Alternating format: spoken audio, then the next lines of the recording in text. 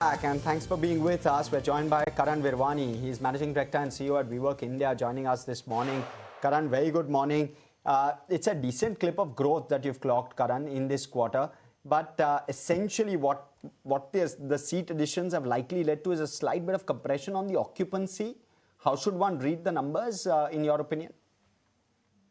Yeah, hi and good morning. Thank you for having me. Very good Like you said, the growth that we've had this year over the last year, is immense. Revenue growth of nearly about 28%, but our EBITDA growth YOY has been almost 70%. A lot of that coming from the compounded capacity that we added in last year.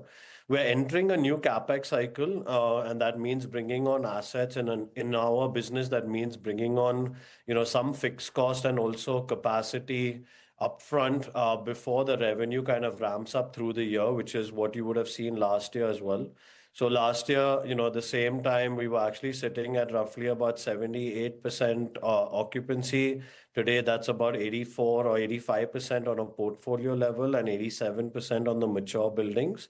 The same thing is going to happen throughout the rest of the year. So this is just the start of another growth cycle for us. Morning, hi Sajid here. Give us a sense of the kind of seat additions that you've been able to do in Q1 as part of the capex, will all the seat additions be in a phased manner, or will it be back-ended? Yeah, so actually a lot of it is going to be front-ended. We have about 28,000 seats that we're opening by the course of this year. Actually, most of it will open by October. In Q1, approximately 7,000 of those desks actually opened. And in the next quarter, there's actually almost 20,000 desks opening between basically July and October. So by October, the entire rollout would have happened, and from October to basically March, you'll see a huge amount of ramp up. So Q3 and Q4, you'll see a lot of flow through of the numbers and EBITDA growing and expanding like we did last year. Fully committed. It's a very, very strong growth, all front-ended. Yeah, it's front-ended so that we have the rest of the year to ramp up and so that we can actually end with a very strong growth and strong bottom line. By having a lot of the fixed costs up front, if you just kind of look at last year, actually, the same time last year, our margins were about 15%, but we ended with Q4 at about 23%, averaging roughly about 20.2% for the year. This quarter, we're already at 19.8% with a lot of that capacity coming up. So you can just kind of, look at the same trajectory for the coming few quarters and see that we'll actually end up with a margin expansion basically by Q4 of this year.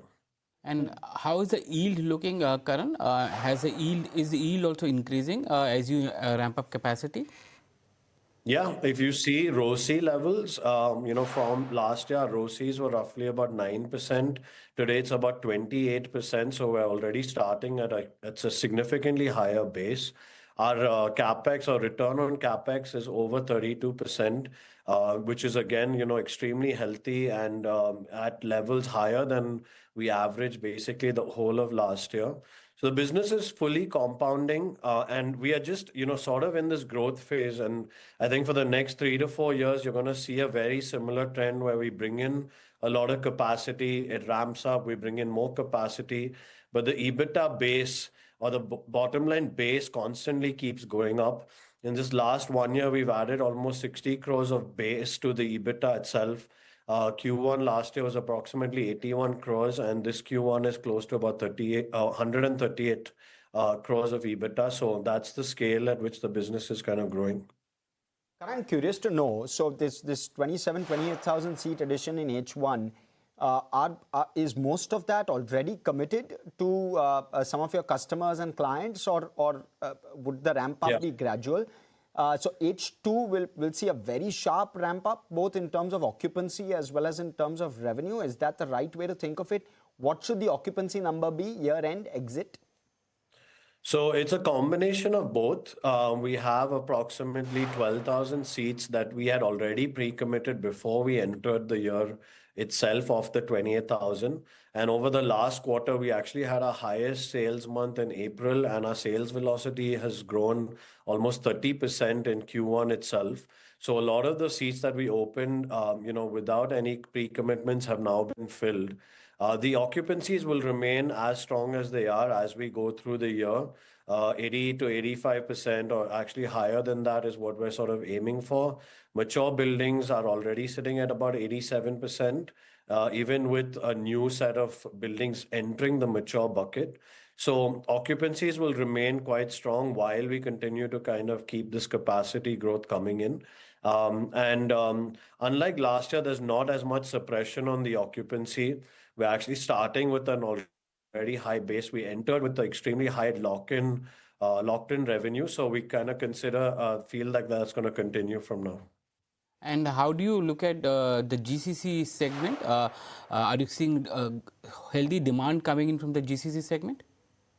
Yeah, GCCs continue to be almost 40 to 50% of the new leasing that's happening across this sector, and that's similar with our trend as well.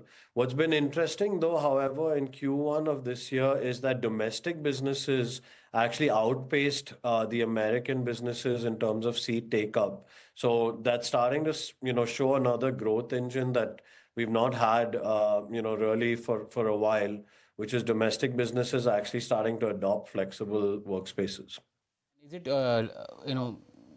linked to the technology sector, or are new sectors coming in and picking up spaces? It's actually a combination. We've seen a lot of new sectors like professional services, consulting, pharma, telecom, all of these becoming big sectors for us. We did a large telecom deal, which opened in June, and a lot of that revenue will start flowing through from next quarter. So the sector diversification is becoming massive. Our concentration of top 10 accounts has also reduced by 3%, which is a good sign.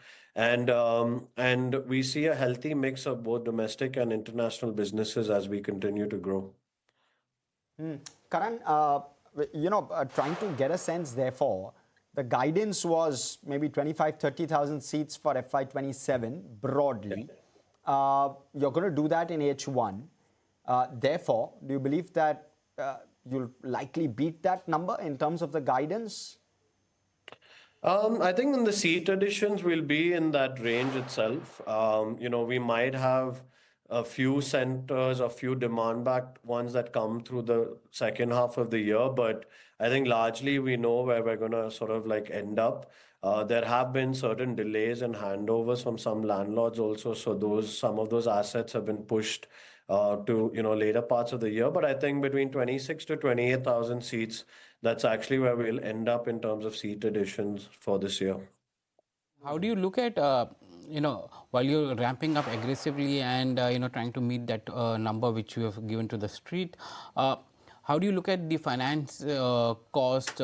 Are you looking at, reducing that in some way by, coming to the market again at some point in time?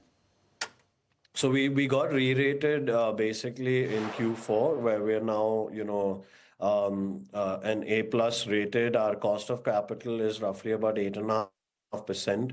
We are looking at another re-rating that's potentially going to happen, but that will happen in the coming quarters. And I think generally cost of capital has come down. We're not borrowing a lot. We're using a lot of our internal accruals to actually grow the business. Some borrowing just to kind of balance out these, peak capex cycles in terms of cash flow and things like that. But the business has been self-sustaining. It is self-sustaining, and actually it will generate positive cash flow by the end of the year. We're just in a very peak capex cycle in this quarter and the next quarter. So once that eases off, you'll start seeing a lot of cash actually flow through to the business. Will you be retaining the same kind of capex for next year as well? It will be, I think, in a similar range. Flex as a market it's growing extremely fast. We are now the largest occupier of space across the country. We've taken over IT and tech as a sector. 27% of all leasing is happening in flex, and almost 55% of all businesses are adopted flex already. So, the tailwinds are just so strong right now that we think the kind of growth rate that we're on can even potentially accelerate. But 25, 30,000 seats, that's the kind of number that we look at even for next year. All right, Karan, thank you so much for joining us, giving us that perspective. We'll let you go on that note. Thank you. Thank you.